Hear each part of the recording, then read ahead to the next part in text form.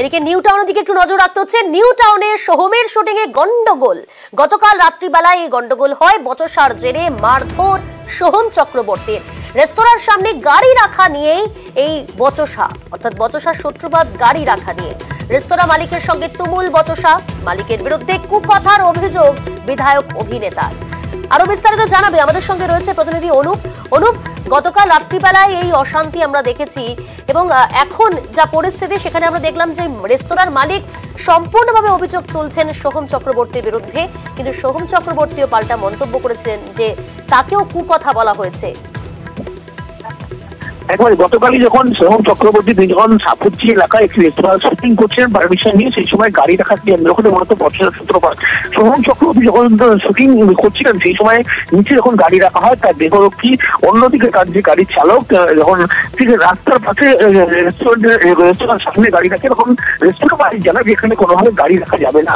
এক্ষেত্রে তিনি জানান যে আপনারা পারমিশন নেওয়া আছে এবং একে অভিনেতা তিনি কিন্তু শুটিং করছেন, তিনি একজন তৃণমূল বিধায়ক।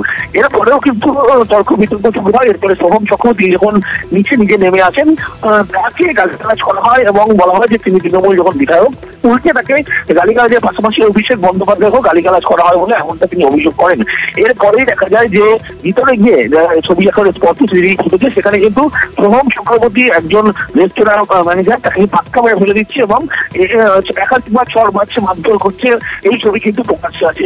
এর পরবর্তী ক্ষেত্রে তেগসি থানায় খবর দেওয়া হয়, পুলিশ ঘটনাস্থলে আসে এবং গোটা বিষয় যখন খতিয়ে দেখা হচ্ছে সোহম চক্রবর্তী এবং তার দেহরক্ষীর বিরুদ্ধে ম্যানেজারের পক্ষ থেকে কিন্তু লিখিত মর্মে অভিযোগ করা হয়েছে। সেই অভিযোগের ভিত্তিতে পুলিশ কিন্তু গোটা বিষয় খতিয়ে দেখা হচ্ছে। দ্রুত ইতিমধ্যেই খতিয়ে দেখার জন্য তেগসি থানার আধিকারিকরা সেখানে গিয়েছেন এবং সেই সমস্ত বিষয় কিন্তু খতিয়ে দেখছেন। বেশ,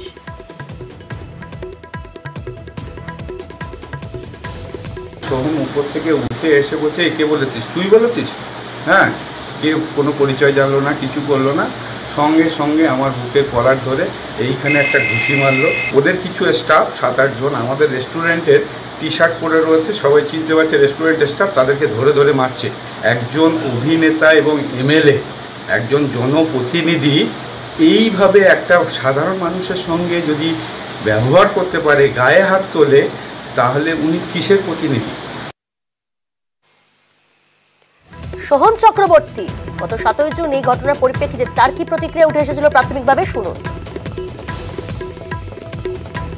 শর্টটা হয়ে যাওয়ার পর আমি নিচে আসি, কী হয় জিজ্ঞেস করি, এবং দুম করে এরকম পুলিশ স্টাফ অন ডিউটি যারা রয়েছে তাদের গায়ে হাত, এবং এরকম একটা হটকারিতার সিচুয়েশন। দাদা, আপনি নাকি তাকে মারধর করলেন, মালিককে এমনটাই বললো তিনি। হ্যাঁ, সে তো করেছি। দেখো, গালাগালি করবে উল্টোপাল্টা ভাবে, ঠিক আছে, এবং সর্বোপরি অভিষেক বন্দ্যোপাধ্যায়কে নিয়ে গালাগালি করবে, হ্যাঁ সেটা তো মানা যায় না। যাই হোক, মোটামুটি করেছি, 2-4টে চর মেরেছি, প্রথমে ধাক্কা মেরেছি, করেছি। এদিকে নিউজ 18 বাংলার হাতে সিসি ক্যামেরার ফুটেজ। অভিযোগ পাল্টা অভিযোগে তদন্ত শুরু করেছে পুলিশ। তথ্য তালাশে সরেজমিনে হোটেলে নিউ টাউন থানার পুলিশ। সোহমের বিরুদ্ধে এই হেনস্থার অভিযোগ হোটেল ম্যানেজারের, পাল্টা কুকথা মারধরের অভিযোগ অভিনেতার ম্যানেজারেরও। স্যার বলেছে যে অভিষেকের হোক নরেন্দ্র মোদী হোক, গাড়িটা আপনি একটু সরান, গেস্ট আসছে, আমার এটা রুজি রোজগারের জায়গা, তা এই নিয়ে উনি মালিকের উপর চড়াও হয়। এই ছেলেটা চোখে মারে, আরো 2-3টে ছেলেকে মারে, ঠিক আছে, আপনার মালিককে মারেন হিরো নিজেই। উনি নিজেই বলছে রেস্টুরেন্ট বন্ধ করে দেবো। 2 নম্বর আমরা ভয়ে আতঙ্কে আছি, কারণ উনি একজন প্রভাবশালী লোক এবং বিধায়ক। কালকে ঘটনাস্থলে ছিলাম, সামনেই ছিলাম, আমাদের পুরো টিম আমরা সবাই নিচেই ছিলাম। গাড়িটা ওখানে রাখা আছে, হোটেলের থেকে অনেক এগিয়ে রাখা আছে গাড়িটা। তো যখন বলা হয়, এবং সত্যি খুব খারাপ লাগে, সোম দাকে মানে আমরা খুব রেসপেক্ট করি, খুব অকথ্য ভাষায় গালিগালাজ করতে শুরু করে। প্রথম থেকেই উনি মানে ওনার টেন্ডেন্সি ছিল, উনি যদি বাইরের ফুটেজটা আনেন দেখতে পাবেন, টেন্ডেন্সি ছিল একটা হট টেম্পার টেন্ডেন্সি, আমি একে ফোন করবো, ওকে ফোন করবো, শুটিং করতে দেবো না, এই করবো, মানে উনি ওনার ক্ষমতার ব্যবহারও দেখাতে শুরু করেন। এবং দাদার যে অন ডিউটি পিএসও ছিল, পুলিশ স্টাফ ছিল, তাকে ধাক্কা দেয়, এদের সবাইকে ধাক্কা দিতে শুরু করে। এমএলএ হোক আর যেই হোক না কেন, আমি শুটিং করতে দেবো না, আমি করতে দেবো না বলে আরও বাজে কিছু কথা বলেন উনি। অভিষেক ব্যানার্জি যিনি আছেন, ওনাকে নিয়ে বাজে কথা বলেন, এবং তারপরে এইটা সোহমদা শোনে এবং সোহমদা তারপরে। নিউজ 18 বাংলার হাতে সেই সিসি ক্যামেরার ফুটেজ এবং সরাসরি আপনারা দেখতে পাচ্ছেন গতকাল রাত্রিবেলায় যখন এই অশান্তি বচসা, সেই ছবি সোহম চক্রবর্তী, তাকে দেখা যাচ্ছে সিসি ক্যামেরায়। এবং যে অভিযোগ আনলেন হোটেল রেস্তোরাঁর মালিক, তাকে মারধর করা হয়েছে, কার্যত সেই ছবিটা উঠে এলো সিসি ক্যামেরার ফুটেজে। আর এই রাতে দুজনের মধ্যে বচসা, কলার ধরে মারছেন সোহম চক্রবর্তী, সেই ছবি হোটেল মালিককে মার সোহমের সিসি ক্যামেরার ফুটেজে কিন্তু তা স্পষ্ট। আর রাতে এই মারধরের পক্ষে সওয়াল করেও শেষমেশ ক্ষমা প্রার্থী সোহম। রাগের মাথায় ভুল হয়েছে বলেই তিনি মানলেন। আর কি বললেন জানবো, আমাদের সঙ্গে রয়েছে রৌনক। রৌনক, আর কি বললেন সোহম চক্রবর্তী?